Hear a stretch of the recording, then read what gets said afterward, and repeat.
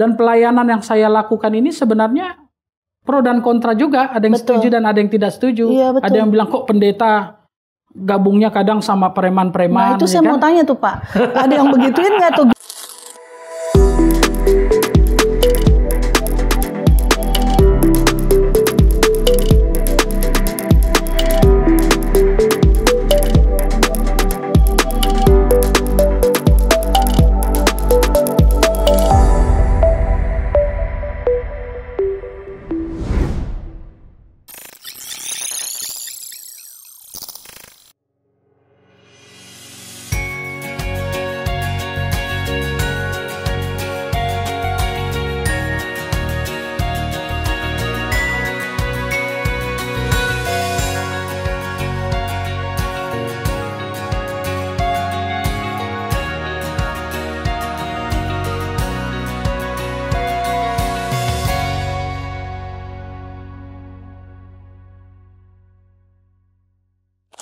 Titik balik dari kehidupan saya dan akhirnya saya melayani full, melayani secara serius. Dan bagaimana dengan sekolah saya? Akhirnya ketika saya mengambil keputusan untuk saya sungguh-sungguh dengan Tuhan, Tuhan kerjakan tuh secara sempurna. Dan dari kesaksian saya melihat bahwa Tuhan tidak pernah bekerja setengah-setengah. Sekolah saya tepat pada waktunya. Saat saya mau wisuda, dan wisuda itu syaratnya harus menyelesaikan pembayaran semuanya segala macam. Tepat ketika beberapa hari mau wisuda, Tuhan kirim orang-orang untuk membayarkan kuliah. Dan sampai saat ini sahabat Cross Talk, puji Tuhan, ternyata bukan hanya S1 teologi ya, dan saya saat ini sudah menyelesaikan studi S3 saya. Dan saya mendapatkan gelar Doktor Teologi ya. Wow. Usia berapa sekarang Pak Andreas? Udah dapat gelar doktor? 36. Waduh. Di sini yang saya mau tekankan bukan gelar doktor atau S3-nya. Tapi yang saya mau ceritakan kepada sahabat Cross Talk, bagaimana Tuhan bekerja secara sempurna. Tidak setengah-setengah. Bukan hanya sekedar Tuhan bisa memulihkan mama saya.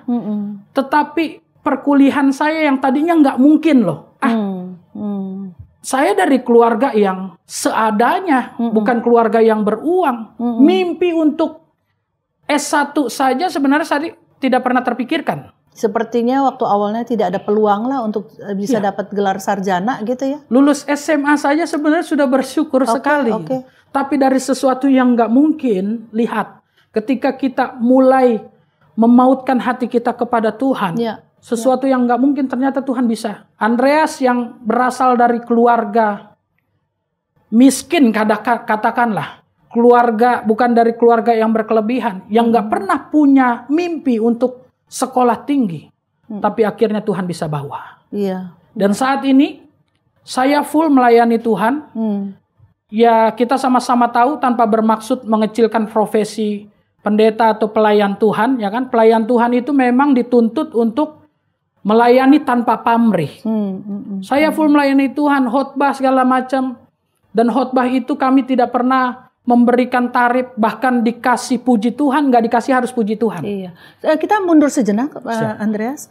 Jadi setelah berjumpa dengan Tuhan itu, perubahan hidup itu terlihat sekali ya.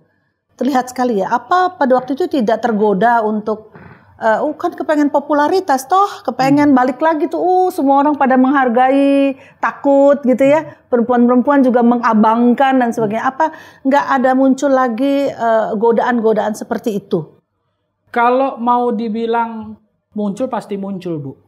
Apalagi kalau dalam jangka waktu yang waktu-waktu awal-awal lah, masih jangka waktu yang singkat dari pertobatan saya itu, ya pasti ada yang namanya muncul keinginan itu. Ya, teman lama balik lagi ya kan? Ya teman-teman lama yang ngajak coba lagi untuk ngajak segala macam gitu. Nah, tapi akhirnya semuanya itu bahkan teman-teman pun sempat berpikir, bener gak sih ini Andreas ini sekarang jadi pendeta, ya kan? Udah berubah bahkan jadi pendeta lagi kan gitu. Semua pada bingung. Dan bahkan kok bisa ya gitu. Nah akhirnya saya menjawab semuanya itu dengan apa? Dengan kekonsistenan pertobatan saya itu. Betul. Mereka yang bingung, mereka yang bertanya, apakah bisa, apakah benar? Ya terjawab itu dengan waktu. Dengan berjalannya waktu. Lalu pertanyaannya, tergoda gak? Hampir tergoda. Tetapi bagaimana saya mengatasinya? Yang pertama tentunya dalam pertobatan itu harus kita kerjakan juga bagian-bagian dari pertobatan itu. Contohnya apa? Ketika kita bertobat, ya kita harus terus kuatkan iman kita dengan cara apa? Ya membangun hubungan pribadi dengan Tuhan, baca firman, dan itu yang membuat saya kuat. Kalau misalnya saya bertobat, berubah dari jalan saya yang jahat, tapi kalau saya tidak isi dengan hubungan pribadi dengan Tuhan, dengan firman Tuhan, saya nggak akan kuat. Karena kan firman bilang orang yang mendengar dan melakukan firman Tuhan, dia ibarat orang yang membangun rumah di atas batu. Jika ada badai, topan, segala macam, dia tidak mudah jatuh. Dia akan tetap kuat. Dan saya percaya firman itu yang menguatkan saya. Itu secara rohani. Dan yang kedua, saya harus coba yang tadinya mungkin komunitas saya ini diisi dengan komunitas-komunitas ya dunia malam, komunitas-komunitas kejahatan, otomatis bagaimana saya bergaul, dengan siapa bergaul, ya itulah saya. Betul. Gitu kan? Nah, tapi ketika bertobat ini, ya saya harus mengambil keputusan untuk mencari komunitas, dan orang-orang yang mengelilingi saya itu harus orang-orang yang juga rohani. Betul. Sehingga ada pagar dalam hidup saya. Kalau saya ingin melenceng, ada orang-orang inilah yang mengingatkan. Jadi menjaga dari pergaulan buruk juga ya, Pak Andreas. Betul. Ya? Karena pergaulan yang buruk merusakkan kebiasaan yang baik, kata firman Tuhan. Ya. Baik, sahabat Crosstalk, sampai sini kita mendengar bahwa mungkin sahabat Crosstalk mengalami merasa diri sudah Kristen, merasa bahwa saya sudah rajin melayani Tuhan. Saya lahir aja keluarnya udah Kristen gitu, karena orang tua saya Kristen gitu kan. Tapi di dalam perjalanan kekristenan, kehidupan pengenalan atau kehidupan kita sehari-hari, kita bahkan sudah melayani Tuhan, kita dikenal sebagai orang yang luar biasa di depannya. Tapi manakala ternyata secara pribadi kita belum betul-betul bertobat atau mengenal perjumpaan pribadi dengan Tuhan Yesus itu belum terjadi, maka seringkali kita jatuh bangun terus menerus begitu. Karena benih yang utama, yaitu berjumpa dengan Tuhan Yesus itu belum ada. Sehingga belumlah apa yang disebut kelahiran baru. Padahal firman Tuhan berkata dalam 2 Korintus 5 ayat 17 mengatakan, jadi siapa yang ada di dalam Kristus, ia adalah ciptaan baru, yang lama sudah berlalu, sesungguhnya yang baru sudah datang. Nah, kehidupan Pak Andreas saat dia berjumpa dengan Tuhan telah timbul sesuatu yang baru, lahir baru tapi mungkin masih bayi. Jadi sahabat Crosstalk, kalau engkau bergumul dengan dosamu yang bolak-balik itu lagi, apakah Tuhan tidak bisa mengubahnya? Pasti bisa. Sebagaimana dia mengubah kehidupan Pak Andreas sejak dia berjumpa dengan Tuhan. Tapi itu adalah awal dari langkah-langkah selanjutnya. Kita tidak berhenti hanya dengan berjumpa dengan Tuhan, tapi ada banyak hal yang perlu kita lakukan untuk membuat kita menjadi dewasa di dalam Tuhan. Dan terus teguh dalam iman kita kepadanya. Nah, itu yang akan kita pelajari dalam next step bersama dengan Pak Andreas ya. Jadi tadi sudah disampaikan harus pertama konsisten. Betul.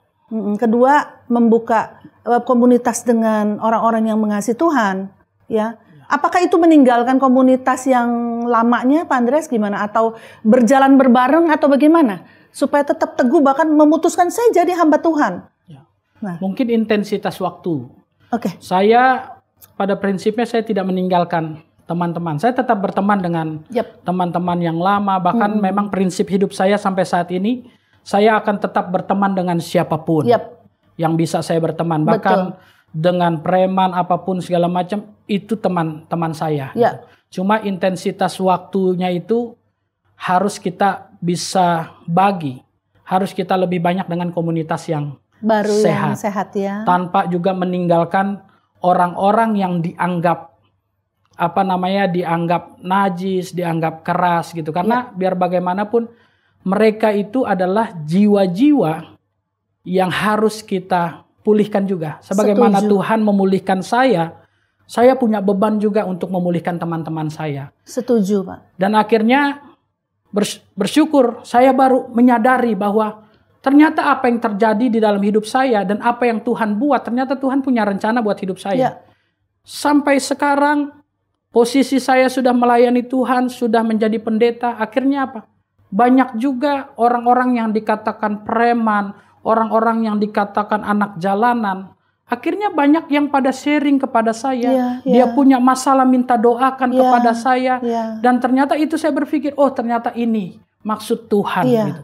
Jadi saya tidak meninggalkan mereka. Bahkan organisasi itu pun saya tetap ada di dalamnya sekarang. Walaupun tadinya sempat dilarangkan sama orang tua saya karena kesalahan yang saya buat. Bisa dimengerti ya. Artinya itu karena kesalahan yang saya buat gitu. Dan kekhawatiran. Iya, nah tapi akhirnya sekarang saya masih terlibat di dalamnya gitu dan masih menjadi pengurus atau hanya aktivis? menjadi pimpinan dan akhirnya di situ jadi pembina rohani juga. Nah, dan salah satu daerah yang saya pimpin itu adalah satu-satunya daerah yang persekutuan doanya aktif. Dari organisasi yang keras, organisasi yang terkenal mungkin keras, banyak massa, banyak kekuatan massa, tetapi muncul persekutuan doa di dalamnya. Gitu. Dan akhirnya saya bisa menjadi pendeta bagi mereka. Dan banyak dari mereka yang bermasalah, punya masalah, semua sharingnya kepada saya. Oke, jadi Pak Andreas seperti ini ya. Pada masa lalu juga semua nyari Pak Andreas kan, tapi nyarinya dengan motivasi apa gitu. Ada yang takut, ada yang ya udah supaya diperlancar usahanya. Oh ya supaya bisa deket sama yang lebih berkuasa begitu ya. Tapi yang kali ini orang mencari Pak Andreas karena terang yang ada dalam diri Pak Andreas. Yang dilihat semua orang sehingga mereka mau mengenal terang tersebut begitu ya, nyarinya kepada terang. Karena mereka tahu hidup dalam gelap itu pasti mereka tidak bahagia sebetulnya. Yang dicari Pak Andreas oleh karena terangnya. Luar biasa loh Pak. So blessed, so blessed. Jadi Tuhan sampai mesti menghancurkan, meremukkan Pak Andreas sampai sedalam-dalamnya untuk menjadikan Pak Andreas alat dalam tangannya. Sangat diberkati saya dengan kesaksian Pak Andreas. Dan akhirnya memang saya selain memang aktif di dalam organisasi rohani, katakan aktif di gereja, saya tetap juga memiliki panggilan untuk harus melayani orang-orang yang dalam tanda kutip terhilang lah ya, terhilang gitu, bahkan termarginalkan, bahkan juga dijauhkan, ya kan? Kayak preman-preman itu dan pelayanan yang saya lakukan ini sebenarnya pro dan kontra juga, ada yang setuju dan ada yang tidak setuju, ada yang bilang kok pendeta gabungnya kadang sama preman-preman. Nah itu saya mau tanya tuh Pak, ada yang begituin nggak tuh, gimana sih pendeta? Banyak gitu, banyak pendeta aktif juga di organisasi-organisasi yang keras seperti itu gitu kan. Cuman saya berpikir seperti ini, kalau setiap kita yang dikatakan atau merasa paling rohani, kita ini yang hamba-hamba Tuhan berpikir kita ini suci, mereka tidak gitu. Lalu semuanya yang mengklaim dirinya suci menjauhkan orang-orang kayak mereka, menjauhkan preman, menjauhkan orang-orang yang termarginalkan. Pertanyaan saya, siapa yang mau memperkenalkan Kristus ke mereka? Betul Pak. Siapa yang mau memulihkan dan memenangkan mereka? Ya memang yang memulihkan itu Kristus, Tuhan, Roh Kudus gitu. Tapi siapa yang memberitakannya gitu kan? Betul. Nah, saya belajar dari sosok, ya saya nggak mau belajar dari manusia, saya belajar dari sosok Yesus Kristus sendiri, ya kan? Bagaimana wanita Samaria saat itu sama orang-orang Yahudi sangat dianggap najis, dijauhkan. Bahkan yang saya pelajari, orang-orang Yahudi ini kalau mau ke satu tempat dan harus melewati daerah Samaria, dia lebih baik muter. Biarpun jauh, yang penting nggak injak daerah Samaria, sampai sedemikian dianggap najisnya kan, sampai sedemikian dianggap najisnya. Tapi apa yang terjadi? Dijauhi oleh orang-orang, tapi Yesus justru melakukan penetrasi ke dalam. Betul. Yesus malah menghampiri wanita Samaria, minta minum, ngobrol. Itu Yesus lakukan. Orang-orang yang dijauhi karena Yesus bilang bahwa dia datang itu bukan untuk orang sehat. Betul. Dia datang itu untuk orang berdosa. Gitu. Dan sampai akhirnya apa? Di kisah itu wanita Samaria dimenangkan. Wanita Samaria bertobat. Betul. Dan kalau kita mau lihat di dalam buku itu cerita-cerita tentang wanita Samaria, akhirnya tercatat di dalam sejarah wanita Samaria itu bertobat dan ternyata jadi penginjil dan memenangkan banyak jiwa. Iya, betul, betul. Dan itu yang saya pelajari. Jadi artinya saya nggak pusing juga dengan omongan-omongan orang yang kontra. Ya karena dalam pengetahuan mereka pengetahuannya seperti itu, ya saya nggak bisa larang juga. Dan saya juga nggak mau yang namanya jadi benturan gitu. Tapi artinya apa yang menjadi panggilan saya itu saya tetap jalani betul. Sesuai dengan ya apa yang Tuhan taruh dalam hati saya. Begitu. Mungkin itu yang saya bisa sampaikan karena memang hidup saya ini tidak ditentukan oleh perkataan manusia. Tepat sekali, Pak. Tapi hidup saya ditentukan oleh perkataan Tuhan. Iya, kalau Tuhan Yesus selama hidupnya, Sahabat Crosstalk, bergaul dengan orang-orang yang disebut berdosa atau pendosa, siapakah kita yang berkata bahwa aku nggak mau aku bukan mereka, aku tidak sama dengan mereka. Siapakah kita ya Pak? Betul. Kita kok kayak jadi lebih hebat dari Tuhan Yesus, betul ya?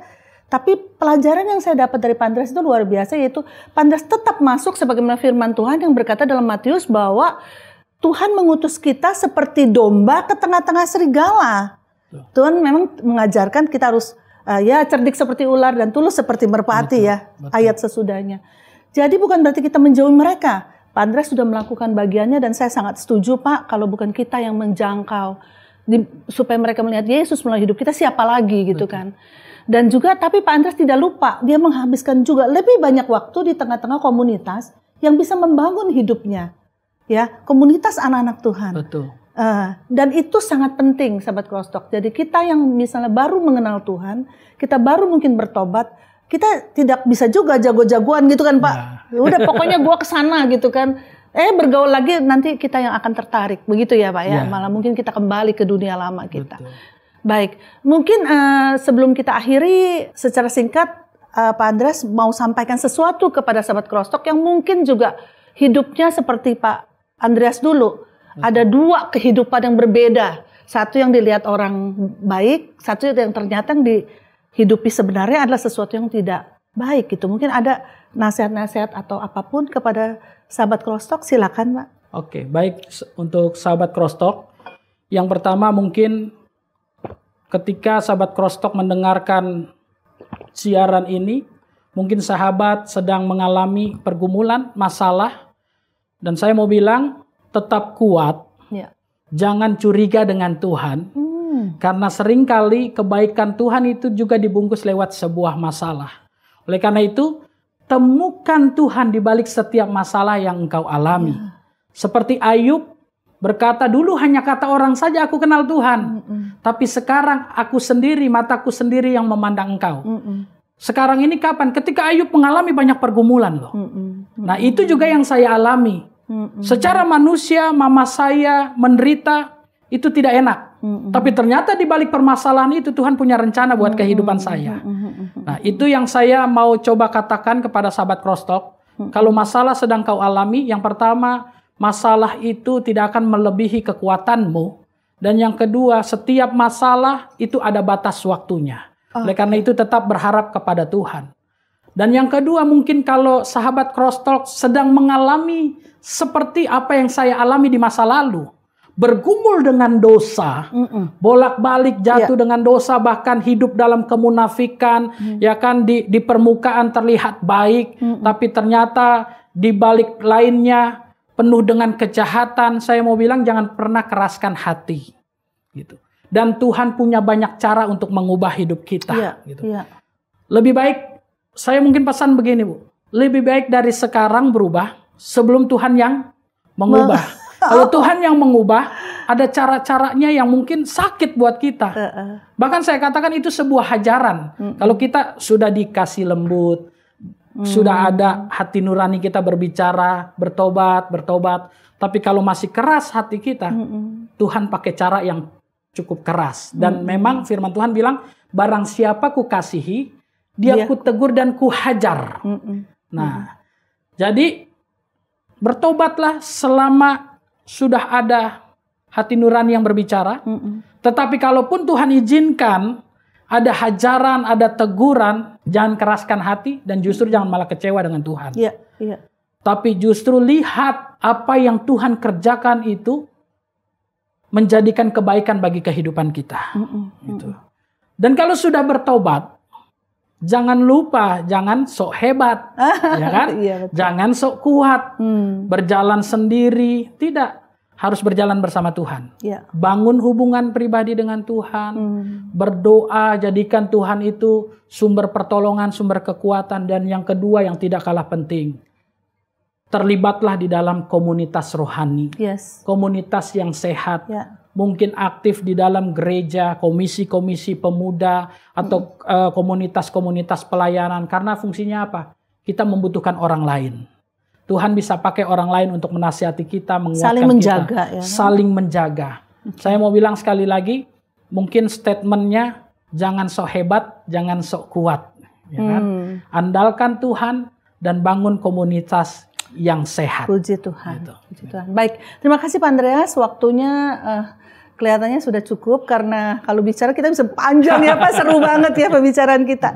Oke, karena itu kita akan akhiri. Sahabat Crosstalk, puji Tuhan, saya percaya kita semua diberkati oleh bincang-bincang kita kali ini bersama dengan Pendeta Andreas. Dan sahabat Crosstalk, ingat satu hal, apapun juga yang sedang kau hadapi, bahkan dosa yang paling kau anggap najis, ingat Tuhan Yesus mengasihi engkau. Dia tidak pernah jijik dengan dosa kita. Karena itulah dia hadir di dunia ini. Karena itulah dia mau lahir, walaupun dia adalah Allah sendiri, mengambil rupa seorang hamba. Dan dia mau menyelamatkan kita. Jadi bagi dia tidak ada orang yang begitu jijik, yang tidak bisa dihampiri olehnya. Yang tidak bisa menghampiri dirinya. Buka hatimu dan terima Kristus sebagai Tuhan dan Juru Selamat. Pada saat itulah dimulai fase baru dalam hidupmu yang akan terus berlanjut untuk membawa kemuliaan bagi nama Tuhan. Amin. Dengan demikian berakhirlah bincang-bincang Crosstalk kita saat ini. Sampai jumpa dalam bincang-bincang Crosstalk selanjutnya. Tuhan Yesus memberkati. Sahabat Crosstalk, agar kesaksian ini dapat menjadi berkat kepada lebih banyak orang, yuk like and share kesaksian ini kepada keluarga dan teman-teman lainnya. Bagi sahabat Crosstalk yang diberkati melalui kesaksian ini, mari berbagi di kolom komentar. Dan subscribe agar tidak ketinggalan kesaksian-kesaksian lainnya.